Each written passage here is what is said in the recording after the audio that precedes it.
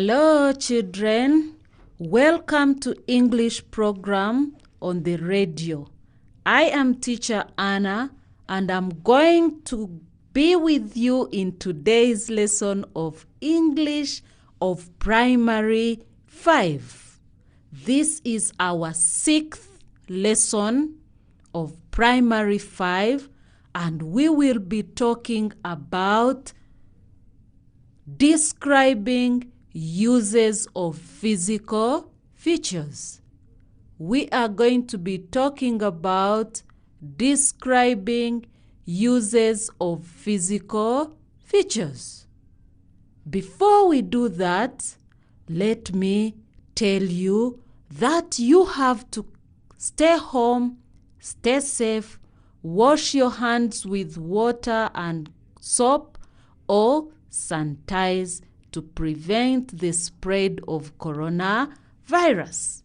And this program is brought to you by Rwanda Education Board in partnership with World Vision Rwanda. Children, please get closer to your radios, tune up, and let us go together in today's lesson. Are you ready? Get your books, get your pens, and come closer to the radio. All right. Well done. Thank you. You can sit down and let us go through what we learned in our previous lesson. Who can remind us what we looked at in our previous lesson? We described the uses of geographical features. We described the uses of geographical features. We looked at geographical features like mountains, rivers and lakes, volcanoes, national parks, and so many others. And we talked about their uses. For example, who can tell us one use of one physical feature that we looked at? Is there anyone who remembers? Come along and play with us. Good. We can say lakes and rivers are water resources. Lakes and rivers are water resources. And we all know the use of water to us, to plants, and to animals. Wonderful. We can also say lakes and rivers have got great influence in the quality of life of people, their health, and productivity. Good. We also said these lakes and rivers can also attract tourists. They can also attract tourists. Lakes and rivers can also be homes for animals. Homes for animals. And we also said mountains, volcanoes, and hills are also important. They can also be homes for animals, and they can also attract tourists to our countries. Wonderful. Do you now still remember all that we talked about? Good. As we went through our lesson, there are some vocabulary that we used that I want us to keenly look at in today's lesson. Are you ready, children? With your books, with your pens, and let us first stand up to warm ourselves. Let us stand up to warm ourselves. Wonderful. Are you ready? Good. Let us sing together this song that we sang in our previous lessons.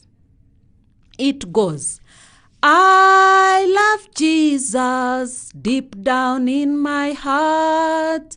I love Jesus deep down in my heart. Oh, deep, deep, down, down, deep down in my heart. Deep, deep, down, down, deep down in my heart. Oh, I love Jesus deep down in my heart. I love Jesus deep down in my heart. Oh, deep, deep, down, down, deep down in my heart. Deep, deep, down, down, deep down in my heart.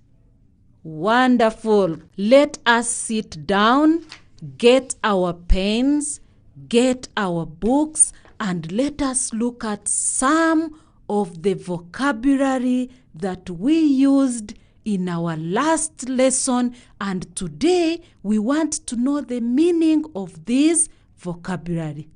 Are we ready, children? Good. So we are going to listen and write. I want us to make very good notes that we will refer to when revising, and we can be able to understand them very well. Are you ready? Wonderful. Let us begin with the number one vocabulary. We talked of influence. Influence. I-N-F-L-U-E-N-C-E.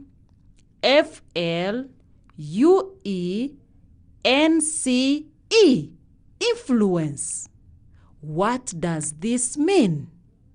As we are talking about the uses of physical features, we tended to use the word influence. Then put 2 dots. We are going to write down the meaning of the word influence. Influence means the power to affect the way someone or something develops or behaves or thinks. The power to affect the way someone or something develops, behaves, or thinks. Good. Now, can we use this same vocabulary to make a sentence? You are going to write example. Write the word example and underline it. 1. We are going to say lakes and rivers influence the formation of rain. Lakes and rivers influence the formation of rain. Good. Number 2, let us look at the word productivity. Productivity. P-R-O-D-U-C-T-I-V-I-T-Y. Productivity. And productivity means the rate at which goods are produced and the amount produced. The meaning of the word productivity means the rate or the speed at which goods are produced and how much or how many are being produced. Are we together? Good. The example will be lakes and rivers increase on productivity. Lakes and rivers increase on productivity. Vocabulary 3, we talked about tourist. Tourist. T-O-U-R-I-S-T. Tourist. A tourist is someone who is visiting a place for pleasure and that person is on holiday. If you have free time, you can decide to go and visit a place somewhere far away or even far place in our country there. So that one, we call that person a tourist. An example we can give is physical features attract tourists. Physical features attract tourists. Another vocabulary we talked about pollution. Pollution. P-O-L-L-U-T-I-O-N.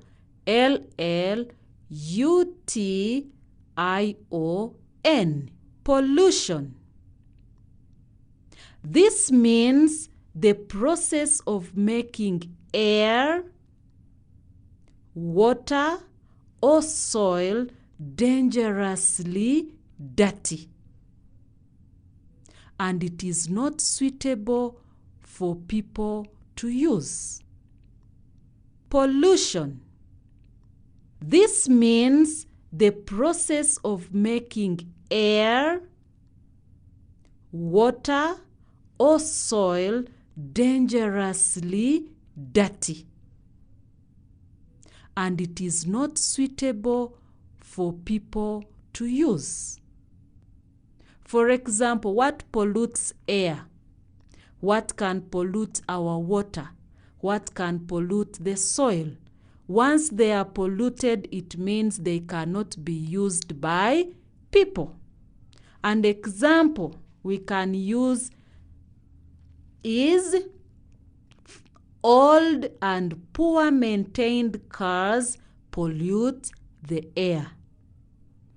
Old and poor maintained cars can pollute our air. Come along and play with us. We looked at another vocabulary, global warming. Global warming. G-L-O-B-A-L, global warming. W-A-R-M-I-N-G, warming. So the word is global warming. This means the general increase in world temperatures caused by increased amounts of carbon dioxide around the earth. Increased amount of carbon dioxide around the earth. Children, we all know that the air we breathe in is called oxygen and the air we breathe out is called carbon dioxide. So when it becomes too much in the air and the temperatures increase, it causes global warming. Another one we used was horizon. Horizon, H-O-R-I-Z-O-N. This is a line far away where the land or sea seems to meet the sky. Another one was habitat. Habitat. We said this is a natural home of an animal or a plant. Another word was currency. Currency. C-U-R-R-E-N-C-Y.